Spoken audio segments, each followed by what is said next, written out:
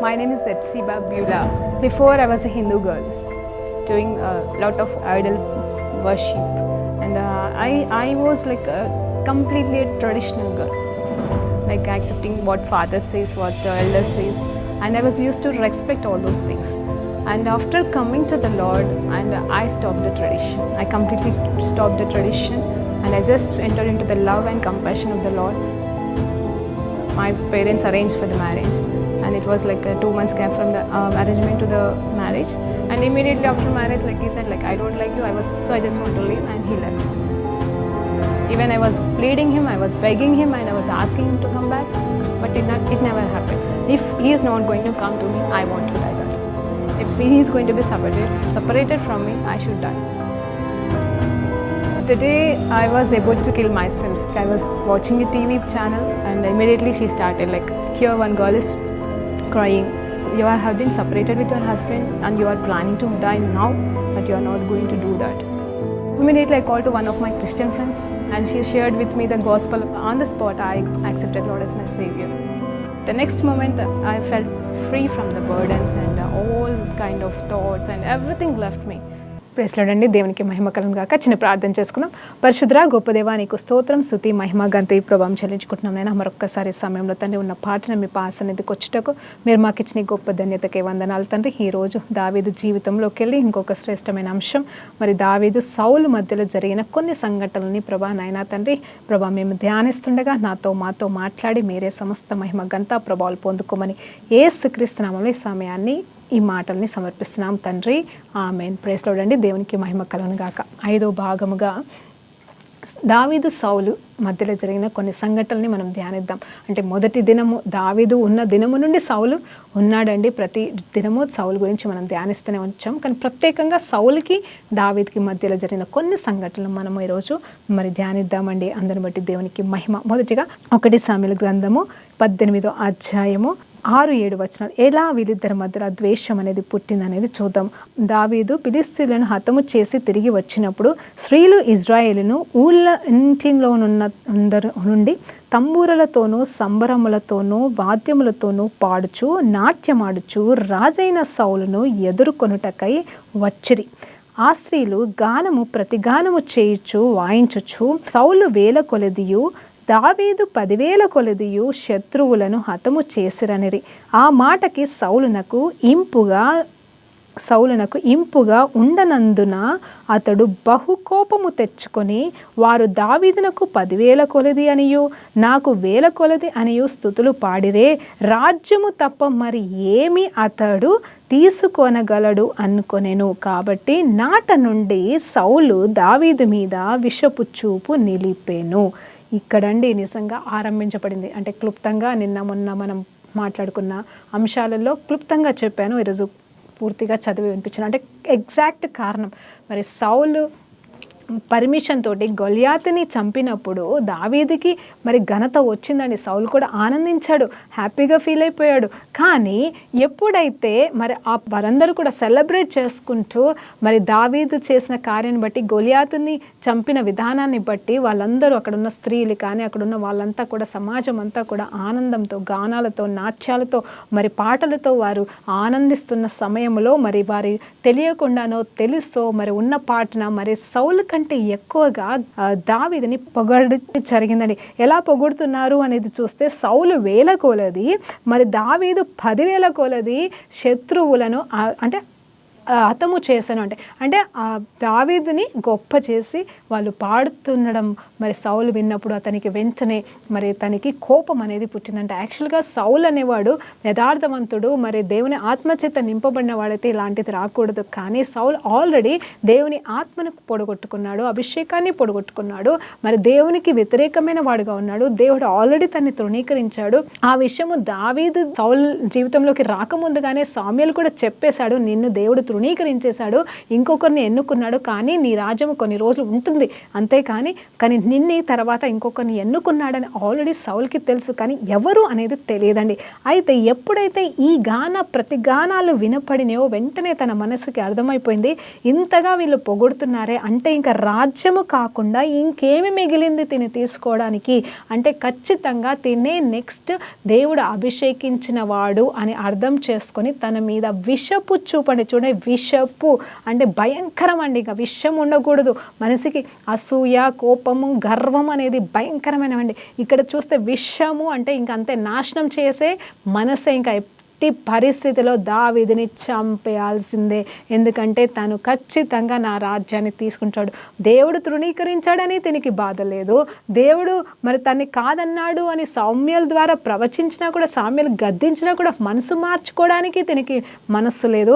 తన రాజ్యం విషయంలో అయితే నమ్మకంగా నిలబడి రాజ్యాన్ని కాపాడుకోవడానికి అయితే యథార్థంగా పోట్లాడుతున్నాడు. అది సింహాసనం కోసమో తెలియదు. కానీ ఇక్కడ దావీదు ఎప్పుడైతే వచ్చాడో వెంటనే సౌల్ స్పిరిట్ అంటే నిజంగా ఒక భయంకరమైన స్పిరిట్ అనేది తనలో పనిచేస్తూ మరి దావీదుని చంపాలనే ప్రయాసము ఆరంభించాడండి. ఆ తర్వాత చూస్తే మరునాడు దేవుని యొక్క ఆత్మ సౌలు మీదకి బలముగా వచ్చినప్పుడు అతడు ఇంటిలో ప్రవచించుచుండగా అంటే ఇక్కడ ఏంటంటే చెడుగా ప్రవచిస్తున్నాడంట. మరి దావీదు మునుపటిలాగన వీణ చేత పట్టుకుని వాయించను. ఒకప్పుడు సౌలు చేతిలో ఒక ఈట ఉండగా దావీదును పొడిచి గోడకు బిగించినందున సౌలు ఆ ఈటను విసిరెను. అయితే అది తగలకుండా దావీదు 2 మార్లు తప్పించుకును. యెహోవా తనను విడిచి దావీదునికి తోడై ఉండుట చూసి సౌలు దావీదునకు భయపడను. కాబట్టి సౌలు అతని సహస్రాధిపతినిగా చేసెను. అతడు జనుల ముందు వచ్చునని పోవునని వచ్చుచూ ఉండెను. మరియు దావీదు సమస్త విషయంలో సుబుద్ధి కలిగి ప్రవర్తింపగా యెహోవా అతనికి తోడుగా నుండెను. దావీదు మిగుల సుబుద్ధి గలవాడై ప్రవర్తించుట సౌలు చూసి మరి అధికముగా అతనికి భయపడెను. ఇజ్రాయేలు వారితో యూదా వారితోనూ దావీదు జనులకు ముందు వచ్చును పోచుండత చేత వారు అతనిని ప్రేమింపగా సౌలు నా చెయ్యి వాని మీద పడకూడదు, ఫిలిష్తీయుల చెయ్యి వాని మీద పడును గాక అనుకొని దావీదు నా పెద్ద కుమార్తె అయిన మెరాబీకి నీకిత్తును, నీవు నా పట్ల యుద్ధ శైలివై ఉండి యెహోవా యుద్ధములను జరిగించవలనని నేను. అందుకు దావీదు రాజునకు అల్లుడవుటకు నేనెంతటి వాడను అని. చూడండి, ఇక్కడ వారిద్దరి మధ్యలో సంభాషణ. మరి కుయుక్తులు మరి విషము పెట్టుకున్న ఈ సౌలు దావీదుని చంపడానికి చేస్తున్న ప్రయాసాలు మనం ఈరోజు మరి ధ్యానించబోతున్నామండి. నిజంగా మన జీవితంలో కూడా మరి సౌలు లాంటి వారు ఉంటారు. వారి నుండి మనం కాపాడుకోవడం తప్పించి వారిని మనం దేవుడికి అప్పచెప్పడం తప్పించి మనం ఏమి చేయలేం. కాబట్టి ప్రార్థనతోనే అలాంటి స్పిరిట్స్ని అలాంటి వారిని మనం చేయొద్దుముగాక. అంటే కోపంతో పగతో కాదు. చూడండి, దావీదు ఎట్లా క్షమించాడో, దావీదు సౌల్ని దేవునికి అప్పచెప్పాడో అలాగే మనం కూడా. అంటే ఇక్కడ సౌలు పగని నేను వర్ణించట్లేదు, సౌలు చేసిన నెగిటివ్స్ నేను వర్ణించట్లేదు, కానీ దావీదు కూడా ఎలా ఈ సందర్భాల్లో నిలబడ్డాడు అనేది మనం నేర్చుకోబోతున్నాము. అయితే ఇక్కడ ఏంటంటే సౌలుకి అర్థమైపోయింది, మరి మంచి శ్రేష్టమైన పోస్ట్ అయితే ఇచ్చేశారు. ఆ పోస్ట్లో కూడా మరి మంచిగా మనుషుల ఎదుట పేరు తెచ్చుకుంటున్నాడు. మరి మంచి స్వస్థ బుద్ధి కలిగి, మంచి బుద్ధి కలిగి, మరి యథార్థవంతుడిగా కనిపిస్తున్నాడు సౌల్కి. మరి వెంటనే మరి దేవుడికి భయపడుతున్నాడు. మరి అర్థమైపోయింది, దేవుని ఆత్మ నన్ను విడిచిపెట్టి దావీదు మీదకి వచ్చిందన్న విషయం అర్థం చేసుకొని ఇంకా భయపడడం స్టార్ట్ అయింది. ఎలాంటి భయం అంటే ఇది దేవుని అందు భయం కాదు, కానీ దావీదు ఖచ్చితంగా నా సింహాసనాన్ని తీసుకుంటాడనే భయము మొదలయ్యింది. దావీదుకి భయపడితే గౌరవిస్తాడు, మరి లోబడతాడు. దేవునికి భయపడితే దేవుని వైపు మరలా తిరిగి తను చేసిన తప్పులను అన్ని ఒప్పుకొని క్షమాపణ పొందుకుంటాడు. కానీ దావీదుకి కలుగుతున్న భయము దైవికమైన భయము కాదు, కానీ మరి యథార్థతతో కూడిన భయము కాదు, లేకపోతే పిరికితో కూడిన భయం కాదు, కానీ ఇదేంటంటే ఎక్కడ నా సింహాసనము పోతుంది అనే భయం అండి. ఆ భయాన్ని తను పొడగొట్టుకోవడానికి తను విశ్వ ప్రయత్నాలు చేస్తున్నాడు. ఎలాంటి ప్రయత్నం అంటే, ఇదిగో నేను చంపకూడదు ఇతన్ని, మరి ఫిలిష్తీయులే చంపాలని చెప్పేసి అలాగే యుద్ధానికి ముందుగా మరి అతన్ని పంపించడం అనేది జరుగుతుంది. అంటే యుద్ధంలో వరుసలో ముందు పెట్టేస్తే మరి ఫిలిష్తీయులే తను చంపేస్తాలే, తనకి యుద్ధం అంటే గొలియాతుని ఏదో చంపేశాడు కానీ మరి యుద్ధ అనుభవం లేదు కదా, ఆయుధాలు మోస్తాడు కానీ ఆయుధాలు ధరించుకునే బలమే లేదు కదా ఈయనకి అని చెప్పేసి ముందు పెట్టేస్తే ఖచ్చితంగా వాళ్ళే చంపేస్తారు, నేనెందుకు చంపడం ఇతన్ని అని చెప్పేసి ముందు పెడతాడు. కానీ దేవాది దేవుడు దావీదుకు అక్కడ ఇంకొక కార్యం చేస్తున్నాడు. ఏంటి తెలుసా అండి? సాతాను చేత పట్టబడిన సౌలు ప్రణాళికకి విరుద్ధంగా దేవుడు ప్రతి కీడుని మేలుగా మార్చే మన దేవుడు ఇక్కడ దావీదుకి ఏమిస్తున్నాడు తెలుసా? యుద్ధ ట్రైనింగ్ ఇస్తున్నాడు. ఎందుకంటే కాబోయే రాజు కదండి. దావీదుకైతే అసలు యుద్ధంలో మొదటిగా మనం చూసినప్పుడు గొలియాతుని చంపడానికి వెళ్తున్నప్పుడు ఆ యుద్ధ డ్రెస్సింగ్ వేసుకుంటే నా వల్ల కాదని, నడవడానికి కూడా చాతకాక అవన్నీ తీసి పక్కకు పెట్టేస్తాడని. కానీ తర్వాత గొలియాతుని చంపినప్పుడు మనం ధ్యానించుకున్నాం. మరి గొలియాతు కత్తినే తీసి గొలియాతు తలనే నరకేసేస్తున్నాడు. అంటే ఆయుధాలు వాడడం ఆ అలవాటు చేస్తున్నాడు. పరిశుద్ధాత్మ దేవుడు నేర్పిస్తున్నాడు. ఇక్కడ చూస్తే యుద్ధము అంటే జ్ఞానం ఉంది. అక్కడ వాళ్ళ ముందర నడుస్తూ ఉన్నాడు. అక్కడ అన్ని చూసుకుంటున్నాడు. అలాగే వారి ఎదుట ఘనంతా పొందుకున్నాడు ఆ ప్రజల ఎదుట. కానీ ఇక్కడ యుద్ధానికి వెళ్తే మాత్రం ఖచ్చితంగా చచ్చిపోతాడు. సౌలు ఆశపడ్డాడు, కానీ దేవాది దేవుడు యుద్ధమే నేర్పించేశాడు. శారీరక యుద్ధం అంటే యుద్ధంలో చేసే యుద్ధాలు, ఆయుధాలు పట్టుకునే జ్ఞానము, ఆ ట్రైనింగ్ కూడా మరి దావీదుకి దేవుడు అక్కడ ఇవ్వడం అనేది జరిగింది. చూసారండి ఎంత గొప్ప దేవుడు మన పక్షాన ఉంటాడు కదండి. దావీదు పక్షాన ఉన్న దేవుడు నా పక్షాన కూడా ఉంటాడు. అంటే మనం యుద్ధానికి ఆయుధాలు కాదు, కానీ మనం ఎలాంటి యుద్ధాలు చేయాలి, ఆత్మ పోరాటంలో సాతాన్ని గెలిచడానికి, సాతాన్ని ఓడించడానికి మనం ఎలాంటి ఆయుధాలు తీసుకోవాలో దేవుడు మనకి నేర్పించిన గాక. మరి ఆ తర్వాత చూస్తే మరి అక్కడ కూడా సౌలు ఓడిపోతూ ఉంటాడండి. తర్వాత చూసినప్పుడు మరి తన కుమార్తెని ఇస్తేనన్న తన కుమార్తె వల్ల తనకి గాయము కలిగి మరి వ్యసనపడి పిచ్చోడైపోతాడు అని చెప్పేసి తన మూర్ఖురాలైన కూతుర్ని ఇవ్వాలని చూస్తాడు. కానీ అది కూడా దేవుడు కాపాడతాడు. ఎందుకంటే వాళ్ళ కూతురు దావీదుని ఇష్టపడడం, ప్రేమించడం వలన మరి తనకి ఆ ప్రాబ్లం కూడా రాదండి. హల్లెలూయా, దేవునికి మహిమ కలుగును గాక. ఆ తర్వాత చూస్తే మరి ఇంకా ఎన్నో ఎన్నో ప్రయాసాలు, ఎన్నో ప్రయోగాలు చేస్తూ ఉంటాడు. కానీ దేవాది దేవుడు అతన్ని ఎల్లవేళలా అన్ని వేళలా మరి కాపాడుతూనే వస్తూ ఉంటాడండి. మరి తర్వాత చూస్తే ఇంకొక అధ్యాయంలోకి మనం వెళ్దాం. మరి తర్వాత పెళ్లి విషయంలో కూడా ఒకసారి ఎలా అంటే యుద్ధం చేస్తే ఓడిపోతాడు, అయితే చచ్చిపోతాడు, లేదా పెళ్లి చేస్తే కూతురు ద్వారా వ్యసనం అయిపోతుందని చెప్పేసి ఒక కండిషన్ పెడతాడండి. ఆ కండిషన్ బట్టి ఇట్లా నువ్వు యుద్ధం చేసి ఇలా ఇంతమందిని చంపేసి ఆ రాజ్యాన్ని అప్పచెప్పితే, సౌలుకి అప్పచెప్పితే కూతురునిచ్చి పెళ్లి చేస్తానని ఆ యుద్ధం కూడా పెట్టిస్తాడండి. Whatever it may be, ఇదైనా మేలుకి అదైనా మేలుకి అని సౌలు ఆలోచిస్తే అక్కడ కూడా ఏం జరుగుతుందో తెలుసా అండి? అతను మరి రాజు చెప్పిన వాటికంటే ఇంకెక్కువ మందిని చంపి తీసుకొచ్చి మరి అక్కడ కూడా విజయాన్ని తీసుకుంటాడు. నిజం చెప్పాలంటే దావీదు అంటాడు ఒక దగ్గర, రాజుకి అల్లుడవ్వడానికి నేను ఏ పాటి వాడను అని ధృవీకరిస్తాడు ఫస్ట్. తర్వాత మరి కనీసం ఈ దావీదు గమనించిందంటే సౌలుకి నా మీద కోపం ఉంది, నన్ను ఊరికే చంపుతున్నాడు. ఎందుకంటే ఒకసారి దురాత్మ చేత సౌలు పట్టబడుతున్నప్పుడు మళ్ళీ ఆ ఆత్మ వచ్చి తను డిస్టర్బ్ చేస్తున్నప్పుడు తను ఎప్పటిలాగానే వచ్చి మరి గొలియాతుని చంపిన తర్వాత కూడా తను దారాన్ని తీసుకొచ్చి వాయిస్తుంటుండగా మరి సౌలు ఒక ఈటతో మరి చంపాలని చూస్తాడంట. సో అప్పుడు దావీదు తప్పించుకుంటాడు, గ్రహించేస్తాడండి దావీదు, నన్ను సౌలు చంపేస్తున్నాడు, ఎందుకు చంపేస్తున్నాడు, ఎందుకు నన్ను చంపాలనుకుంటున్నావు, నేను నీ పక్షానే ఉన్నా కదా, నేను నీతోనే ఉన్నాను కదా, నేను నీ దాసుడని కదా అని చెప్పేసి కూడా 1-2 సార్లు దావీదు బతిమలాడుకుంటాడు. అదే ఏమీ లేదు, నాకు అలాంటిది ఏమీ లేదులే, నేనేం చేస్తున్నాను నాకు తెలియదు అన్నట్టుగా మాట్లాడతాడు. కానీ మళ్ళీ అలాగే చేస్తాడు. అయితే దావీదుకి మొదటిగా అల్లుడవ్వాలని కోరిక లేదు, ఆలోచన లేదు. కానీ ఒకవేళ అల్లుడైతే మరి ఖచ్చితంగా సౌలుకి నా మీద ప్రేమ పుడుతుంది, మరి తనతో రక్త సంబంధంలోకి అవుతాను కాబట్టి నన్ను ఏమనడేమో అని ఆశపడి పెళ్లికి గురించి ఆ యుద్ధానికి వెళ్తాడు. కానీ నిజంగా అల్లుడు అవ్వాలని ఉద్దేశం అనేది దావీదుకి లేదు. కానీ అక్కడ కూడా దుష్టుడి ప్రణాళికని దేవుడు లయపరిచేసి దావీదుని ఘనపరుస్తాడు. ఎలా తెలుసండి? మరి తన కూతురు తన్ని ప్రేమించడం అనేది జరగడం, దేవుడు దావీదుని కాపాడుతూనే ఉన్నాడు. ఇదంతా కూడా మరి 18వ అధ్యాయంలో జరుగుతుంది. 19వ అధ్యాయంలో కూడా ఇలాంటి సందర్భాలు ఎన్నో జరుగుతూ ఉంటాయి. 19-20 అధ్యాయాల్లో చూసినప్పుడు మనము యోనాతాను ఏ రీతిగా మరి సౌలు నుండి దావీదుని కాపాడాడు అనేది మనము ఆల్రెడీ మనం ధ్యానించుకున్నాం. కాబట్టి మరి అక్కడ కూడా మరి యోనాతాను వచ్చి బతిలాడినా కూడా మరి సౌలు ముందు ఒప్పుకుంటాడు. కానీ తర్వాత మళ్ళీ యోనాతాని మాటని కూడా కాదని యోనాతానికి ప్రమాణం చేసిన తర్వాత కూడా దావీదుని చంపాలని చూస్తూ ఉంటాడు. అయితే తర్వాత ఏం చేస్తాడంటే ఈ దావీదు ఒకసారి పారిపోతాడు. ఇంకా లాభం లేదని చెప్పేసి మరి యోనాతాన్తో మరి నిబంధన చేసుకొని అక్కడ నుండి మరి ఆ రాజ్యం నుండి మెల్లిమెల్లిగా దూరంగా పారిపోతాడు. పారిపోయినప్పుడు ఒక స్థలంకి తనతో ఒక 2-3 తీసుకెళ్ళి వెళ్తుండగా వారికి ఆకలి వేసినప్పుడు ఒక ప్లేస్కి వస్తాడండి. చూడండి మరి 21వ అధ్యాయం చదువుతున్నాడు. దావీదు నోబులో రాజకుడైన అహీమెలకు నొద్దకు వచ్చెను. అతడు అహీమెలకుకి దావీదు రాకనుకు భయపడి నీవు ఒంటరిగా వచ్చితివేమని అడగగా, దావీదు రాజు నాకు ఒక పని నిర్ణయించి నేను నీకు ఆజ్ఞాపించిన పనిని ఏదో ఆ దేవునితోనైనా చెప్పకూడదు అని చెప్పేసి, అంటే అక్కడికి వెళ్ళి ఒక యాజకుడి దగ్గరికి వెళ్ళి ఆ యాజకుడు అడుగుతాడు, ఏంటి నువ్వు ఒక్కడివే ఎందుకు వచ్చావయ్యా అని దావీదుని గుర్తుపట్టి అడిగినప్పుడు, సౌలు అనే రాజు నన్ను పంపించాడు ఎవరికి చెప్పకూడదని, ఆయన పని మీద రాజు పని మీద నేను వచ్చి ఉన్నాను కాబట్టి మరి నన్ను ఒక్కసారి జ్ఞాపకం చేసుకో, మరి నాతో పాటుగా ఇంకో కొంతమంది ఉన్నారు, మరి మాకు మరి ఏమైనా 5 చూడండి క్లియర్గా అడుగుతాడు, 5 రొట్టెలు చూడండి 5 రాళ్ళు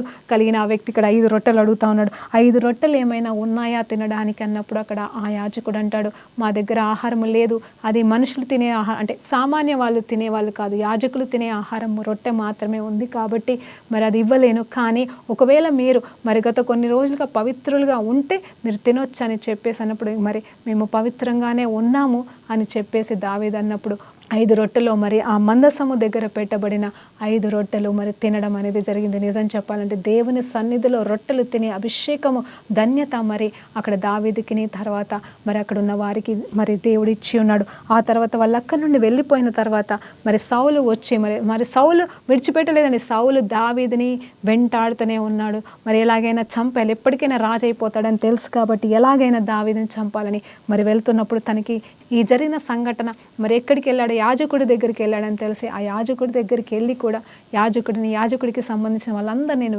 ఎలా తనకి ఆహారం ఇస్తావు, ఎలా నాకు వ్యతిరేకమైన నా శత్రువుకి అని చెప్పేసినప్పుడు, అయ్యా నాకు తెలియదు నీ శత్రువు అని నాకు తెలియదు, తను పారిపోతున్నాడని నాకు తెలియదు అయ్యా, మరి దావీదే కదా, మరి గొలియాతుని చంపిన వాడే కదా, అందరూ పొగుడుతున్న వాడే కదా, ఇజ్రాయెల్కి మేలు చేసిన వాడే కదా అని నేను నమ్మాను అని చెప్పి అని అన్నా కూడా మరి సౌలు అతని మాటలు వినకుండా మరి ఒక యాజకుడిని సైతం చంపేస్తాడండి సౌలు. అదంతా కారణం ఏంటంటే తనలో ఉన్న దురాత్మ చేస్తున్న పనులు, తను చేస్తున్న పనులు నేను అనను, కానీ తనలో ఉన్న దురాత్మ తనకి మరి ఆ పదవి పిచ్చి వలన తను ఏం చేస్తున్నాడో తనకే తెలియకుండా యాజకుడిని సైతం చంపేసి ఉన్నాడని సామ్యుల్ని తృణీకరించాడు, అలాగే దేవుణ్ణి తృణీకరించాడు. ఇటు దావీదుని చంపడానికి ప్రయత్నం చేస్తున్నాడు, ఒక యాజకుడిని సైతం చంపేసి మరి ఇంకా దిగజారిపోతున్న సిచ్యువేషన్లో మరి సౌలు ఉండడం అనేది జరిగింది. కానీ దేవుడు మాత్రం దావీదుతో ఉన్నాడు, దావీదుని నడిపిస్తున్నాడు. అక్కడి నుండి దావీదు ఎక్కడికి వెళ్ళిపోయాడు అంటే మళ్ళా ఇంకొక స్థలానికి వెళ్ళిపోతాడండి, ఒక రాజు దగ్గరికి వెళ్ళిపోతాడు.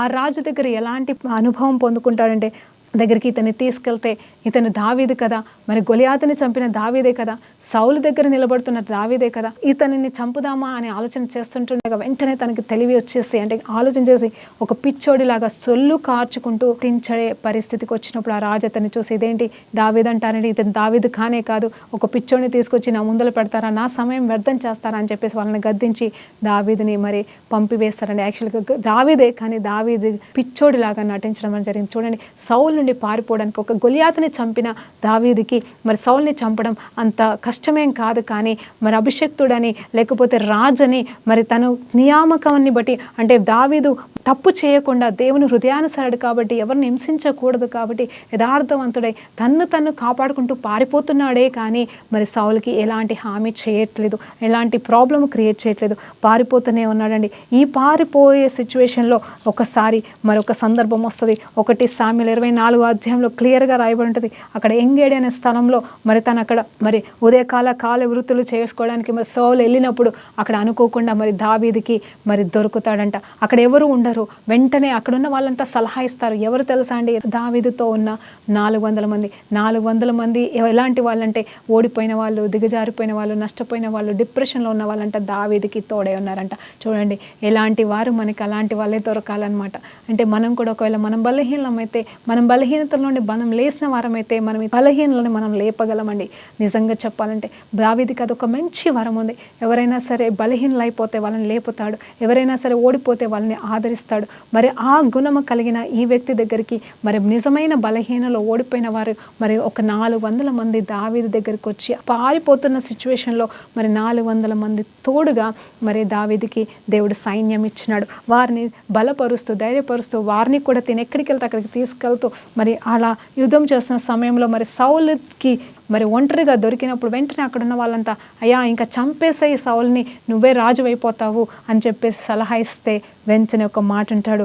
1 సామెలు 24వ అధ్యాయం మరి 6వ వచనం అండి, ఇది చదువుదాము. సౌలు పై వస్త్రమును తాను కోసేనని దావీదు మనస్సుకు నొచ్చి ఇతను యెహోవా చేత అభిషేకము నొందిన వాడు గనక యెహోవా చేత అభిషేక్తుడైన ఈ నా ప్రభువునకు నేను ఈ కార్యము చేయను, యెహోవాను బట్టి నేను అతనిని చంపను అని తన జనులతో చెప్పను. అయితే చంపడానికి అవకాశం వచ్చింది, కత్తి కూడా లేపేశాడు. కానీ ఆ వస్త్రాన్ని మాత్రమే కొంచెం మెల్లిగా చింపి పక్కకు పెట్టేసి వెంటనే పశ్చాత్తాపడి అంటున్నాడు, నేను సౌల్ని చంపలేను, చంపకూడదు, ఎందుకంటే తాను దేవుని చేత యెహోవా చేత అభిషేకించబడినవాడు, అభిషేక్తులను ముట్టకూడదని మాట తనకి తెలుసు. కాబట్టి నేను ప్రభువుకి వ్యతిరేకమైన క్రియ నేను చేయను, అలాగే ఈ నా ప్రభువుకి, ఇతను కూడా నా ప్రభువే, నా యజమానుడే కదా, తన్ని కూడా నేను నాశనం చేయను, చంపనని చెప్పేసి తన కత్తిని పక్కకు పెట్టడం జరిగింది. ఇంకొక అద్భుతం ఏంటి తెలుసా అండి, అక్కడ యాజకుడు తనకి రొట్టెతో పాటుగా మరి గొలియాతుని చంపిన కత్తి, మరి గొలియాతు కత్తి కూడా మరి దావీదుకి ఇవ్వడం అని చూడండి. ఆ గొలియాతు కత్తి మరి తిన చేతిలో ఉన్నప్పుడు గొలియాతుని నరికేసిన ఆ కత్తినితో మరి సౌల్ని కూడా చంపగలడు. కానీ దేవాది దేవుడు తలంపును రానివ్వలేదు. అంటే అంత మంచి హృదయం కలిగిన వాడు దావీదు. అలా మొదటిసారి సౌల్ని క్షమించి వదిలేస్తాడండి. అయితే వెంటనే సౌలుకి పశ్చాత్తాపం కలిగి మరి అదే అధ్యాయంలో 17వ వచనంలో చక్కగా మాట్లాడుతుంటే దావీదుతో ఇట్లనని ఎవరండి, సౌలు అంటున్నాడు, ఏడుస్తున్నాడు, బాధపడుతున్నాడు. యెహోవా నన్ను నీ చేతికి అప్పగింపగా నన్ను చంపక విడిచినందుకు ఈ దినమున నీవు నా అపకారమునకు ఉపకారము చేసిన వాడవై నా ఎడల నీకున్న ఉపకార్య బుద్ధిని వెల్లడి చేసితివి గనుక నీవు నాకంటే నీతిపరుడవు. ఒకనిని తన శత్రువు దొరికిన ఎడల మేలు చేసి పంపివేయున ఈ దినమున నీవు నాకు చేసిన దాన్ని బట్టి యెహోవా ప్రతిగా నీకు మేలు చేయునుగాక. నిశ్చయముగా నీవు రాజు అవుదువు అని. చూడండి, నిశ్చయం 20వ వచనం, నిశ్చయముగా నీవు రాజు అవుదువు అని, ఇజ్రాయేల్ రాజ్యము నీకు స్థిరపరచబడునని నాకు తెలియను. చూడండి, ఇక్కడ ఒప్పుకుంటున్నాడు. ఇంకా తన మనసులో ఉన్న పరిస్థితులన్నీ కూడా తనకు అర్థమైపోయినాయి. అయితే ఎప్పుడైతే నేను చంపను అని చెప్పేసి తను క్షమాపణ ఇచ్చినాడో, దావీదు క్షమించి వదిలేశాడో, వెంటనే పశ్చాత్తాపడుతున్నాడు. అయ్యా కుమారుడా క్షమించు, నన్ను క్షమించు, నేను ఎంత బాధ పెట్టాను అసలు అని చెప్పేసి తగ్గించుకుంటున్నాడు. మరి ఆ టైంలో మరి నేను ఒక ఆలోచన చేస్తున్నాండి, చాలా మందికి మరి హృదయం మంచిగా ఉంటుంది కానీ మనసు మంచిగా ఉండదంట. మరి ఇలాంటి మాటలు నేను ఒక అర్థంలో కూడా చెప్పినాను. అంటే వాళ్ళకి హృదయం అంతా కూడా మంచి చేయాలని ఆలోచన ఉంటుంది కాబట్టి, కానీ మనసు ఎలా అంటే ఒక్కొక్కసారి చెడు తలంపులు తీసుకొచ్చేసి మరి హృదయానికి కలిగిన మంచి ఆలోచనలు చేయనీయకుండా చెడు తలంపులు తీసుకొచ్చినట్టుగా ఇక్కడ సౌలు మనసేమో చెడ్డగా ఉంది, హృదయం మంచిగా ఉంది. వెంటనే అయ్యో నన్ను క్షమించావు, నన్ను కరుణించావు, కాబట్టి నీకు దేవుడు ఖచ్చితంగా ఈ రాజ్యాన్ని నీకు అప్పచెప్తాడు, నువ్వు నాకంటే నీతిమంతుడవు, నీలాంటి వారు ఎవరు లేరు, నేను నీకు అపకారం చేశాను, నాకు ఉపకారం చేసి ఉన్నావు, నా కుమారుడు అని హత్తుకొని ముద్దు పెట్టుకొని క్షమాపణ కోరుకొని అక్కడి నుండి వెళ్ళిపోతాడంట, తలదించుకొని దావీదుని దీవించి వెళ్ళిపోతాడు, ప్రమాణం చేసి వెళ్ళిపోతాడు. కానీ మళ్ళీ వెళ్ళిన తర్వాత మళ్ళీ భయము, మళ్ళీ అధికారం పోతుందని భయం, మళ్ళీ ఒక పిచ్చి, ఆ పిచ్చిని బట్టి మళ్ళీ నెక్స్ట్ అధ్యాయంలో చూసినప్పుడు 26వ అధ్యాయంలో మరలా అవకాశము తోటి పారిపోతా ఉన్నాడు. మళ్ళీ ఎలాంటి అవకాశము దొరుకుతుందా, ఎట్లా దావీదుని చంపేయాలని మళ్ళా పరిగెడుతున్నాడు, మళ్ళీ వెంబడిస్తూనే ఉన్నాడు. అక్కడ కూడా మరి గొప్ప అవకాశం వస్తుంది దావీదుకి. ఎలాంటి అవకాశం అంటే మరి ఆ సౌలు పడుకున్న చోటుకి వెళ్ళి సౌలు పక్కనున్న మరి వస్తువులు సైతం రాజు యొక్క మరి శ్రేష్టమైనవి పట్టుకొని వచ్చి సైతం మరి చంపకుండా వచ్చేస్తాడంట. అంటే దావీదుకి అంత గొప్ప అవకాశం వచ్చినా కూడా మరి ఏమంటాడంటే, సౌలు పక్కన మరి అతనికి కావలిగా ఉన్నవాడు కూడా నిద్రపోయి ఉన్నాడు, కానీ మరి దావీదు వెళ్ళి చంపడానికి అవకాశం వచ్చినా కానీ చంపకుండా, నేను నీ దగ్గరకు వచ్చాను, నేను చంపగలిగేవాడిని కానీ నేను చంపకుండా వచ్చానని చెప్పేసి తన పక్కనున్న మరి తన వస్తువుని ఏదో తీసుకొని వచ్చేస్తాడటండి. అంటే దాన్ని బట్టి మనకు అర్థమవుతుంది ఏంటంటే, సౌలు రెండోసారి కూడా సౌల్ని చంపడానికి దావీదుకు దగ్గరగా అవకాశం వచ్చినా కానీ మరి అతను నిద్రపోతున్నప్పుడు, అందరూ నిద్రపోతున్నప్పుడు మరి చంపగలడు, కానీ దావీదు చంపలేదు. ఎందుకంటే సౌల్ని ఎప్పుడు కూడా దావీదు ఒక అభిషేక్తుడిగానే చూశాడు. అప్పుడు కూడా మరి తను రెండోసారి మరి క్షమించడం అనేది జరిగింది. ఆ తర్వాత మరి ఇవన్నీ జరుగుతూ ఉంటుండే, ఇంకా అర్థం అవ్వట్లేదు, పిచ్చెక్కిపోతుంది సౌల్కి. మరి రెండోసారి కూడా నన్ను క్షమించేశాడు, అతన్ని నాకు క్షమించే మనసు వస్తుంది కానీ నేను క్షమించలేకపోతున్నానని ఏమి చేయాలో తెలియక, దేవుని ఆత్మ లేదు, దేవుని వైపు చూడలేడు, దేవుని అడగలేక, మనసు రాక ఏం చేస్తున్నాడంటే మరి ఒక దురాత్మ కన్సల్టెంట్ దగ్గరికి వెళ్ళిపోతాడండి. అంటే మరి మీడియంస్ని అంటారండి, శోధనలోకి వెళ్ళిపోతాడు. అక్కడికి వెళ్ళి ఎలా అంటే మరి నాకు సామ్యుయేల్ ఆత్మని తీసుకురా అని చెప్పేసి మాట్లాడుతూ ఉంటాడు. సామ్యుయేల్ ఆత్మ వచ్చి ఏమంటారు తెలుసా అండి, నేను ఆల్రెడీ నీకు చెప్పినాను, నన్ను ఎందుకు పిలుస్తున్నావు, నువ్వు దురాత్మల్ని పిలుచుకో, నన్ను ఎందుకు పిలుస్తావు, నన్ను పిలవాల్సిన అవసరం లేదు, నా దేవుడు ఆల్రెడీ నిర్ణయించేశాడు, నువ్వు అతి త్వరలో చనిపోతున్నావు అని చెప్పేసి ప్రవచించేసి మరి సౌలు ఆత్మ తనతో మాట్లాడి, సామ్యుయేల్ ఆత్మ సౌలుతో మాట్లాడి వెళ్ళిపోయినప్పుడు తను ఇంకా బలహీనుడైపోయి ఇంకా నా పని అయిపోయింది, నా పతనం అయిపోయింది అని అనుకుంటున్నాడు. కానీ కనీసం మరి మారు మనసు పొందుకుంటాను, నా వల్ల పొరపాటు జరిగిందే, ఇంకా నేను క్షమాపణ కోరుకొని మరి అతను ఎవరో కాదు కదా, నా అల్లుడే కదా, మరి నా రక్తమే కదా, నా కుమార్తెనే ఇచ్చాను కదా అని పశ్చాత్తాపం మాత్రం రాలేదండి. ఇలాంటి మూర్ఖ జనం ఇంకా ఈ లోకంలో ఉన్నారండి. నేను ఎంతోమందిని చూశాను. అలా మనం ఉండకూడదని దేవుడు నేర్పిస్తూ ఉన్నాడు. ఫైనల్గా చూస్తే దావీదు ఇంకా లాభం లేదని చెప్పేసి అక్కడి నుండి మరి ఫిలిష్తీయుల వైపే వెళ్ళి అక్కడెక్కడో మరి దాక్కున్నప్పుడు ఇంకా సౌలు కూడా అతన్ని ఎతకడం మర్చిపోయాడు, మానేశాడు, ఇంకా వదిలేసి ఉన్నాడు. కానీ తనకి ఏమి తెలియని నిస్సహాయ స్థితిలో ఉన్నప్పుడు వెంటనే మరి శత్రు సైన్యము రానే వచ్చింది. సౌల్ని, యోనాతాన్ని, మరి ఆ రాజ్యాన్ని మరి వెంటాడినప్పుడు దావీదు అక్కడ లేడు కాబట్టి వారందరినీ కూడా చంపడం అనేది జరిగింది. ఇది 31వ అధ్యాయంలో మరి వచ్చేసి రాయబడిందండి. ఇది చివరి అధ్యాయం. ఇక్కడ చూస్తే 31వ అధ్యాయం 1 సామ్యుయేలు 31వ అధ్యాయం 4వ వచనంలో చూసినప్పుడు సౌల్ని మరి బలహీనుడైపోయి మరి ఆ రథము మీదకి వెళ్ళి పడిపోయి చనిపోయే స్థితిలో ఉన్నాడు. ఇటు ప్రాణానికి మరి జీవానికి మధ్యలో ఉన్నాడు. కానీ ఆ సమయంలో నేను వేరే ఫిలిష్తీయుడి చేత చనిపోవడం నాకు ఇష్టం లేదన్న రోషం కలిగి మరి తన దగ్గర పక్కనే ఉన్న పరిచారికుడితో వెంటనే అంటాడు, నువ్వు నన్ను చంపేసాయి, నేను వాడి చేతులు చావడం కన్నా నీ చేతులు చావడం మంచిదని చెప్పేసి ముందు ఆ కత్తి తీసుకొని చంపే అన్నప్పుడు తనకి లోబడి మరి ఆ వ్యక్తి మరి ఆ సైనికుడు మరి సౌల్ని చంపడం అనేది జరిగింది. చూడండి ఎంత భయంకరమైన మరణం ఈ సౌలు పొందుకున్నాడు. మన జీవితంలో కూడా మనం సౌల్ లాగా ప్రవర్తిస్తే, సౌల్ లాగా మారకుండా ఉంటే మన జీవితం కూడా చివరికి శత్రువుల చేతిలోనే పడిపోతాం. అంటే సాతాన్ చేతిలోనే మనం ఉంటాం. సాతానికే మనల్ని దేవుడు అప్పచెప్తాడేమో. అలాంటి సిచ్యువేషన్స్, అలాంటి పరిస్థితి మనకి కలగకుండా మనం సౌల్ లాగా కాకుండా దావీదులాగా ఎదుగు క్షమించుకుంటూ, కరుణించుకుంటూ, మరి తన్ను దేవునికి అప్పచెప్పుకుంటూ తనే పారిపోతున్నాడు. ఇంకొక విషయం చెప్తాను ఇక్కడ దావీదు విషయంలో, సౌలు పక్షాన కూడా యుద్ధము చేస్తున్నాడు. అంటే ఇజ్రాయెల్ దేశం పక్షాన ఎక్కడున్నా యుద్ధం చేస్తున్నాడు. సౌలుకి వ్యతిరేకంగా కానీ, సౌలు రాజ్యానికి వ్యతిరేకంగా కానీ దావీదు పనిచేయలేదు. కానీ సౌలు నుండి మాత్రమే దూరం పారిపోతున్న దావీదుని మనం ఇక్కడ చూస్తూ ఉంటాము. వీరిద్దరి మధ్యలో జరిగిన సంఘటనను బట్టి దేవునికి మహిమ కలుగును గాక అండి. ప్రార్థన చేసుకుందాం. పరిశుద్ధుడా గొప్ప దేవానికి స్తోత్రమయ్యా. ఈరోజు దావీదు సౌలుకి మధ్యలో జరిగిన కొన్ని సంఘటనలు క్లుప్తంగా మేము ధ్యానించుకోవడానికి మీరు మాకు ఇచ్చిన గొప్ప సమయాన్ని బట్టి మీకు వందనాలు యేసయ్యా. అయ్యా ఈ రీతిగా ప్రభ సౌలులాగా కాకుండా ప్రభ మేము దావీదులాగా జీవించే భాగ్యాన్ని మాకు ఎల్లవెల్లా అన్ని విషయంలో దయచేసి మీ కృపలో వర్ధిల్లింప చేయమని యేసుక్రీస్తు నామంలో ప్రార్థన వేడుకుంటూ సమర్పిస్తున్నాము తండ్రి. ఆమేన్. ప్రైజ్ లార్డ్ అండి. దేవునికి మహిమ కలుగును గాక.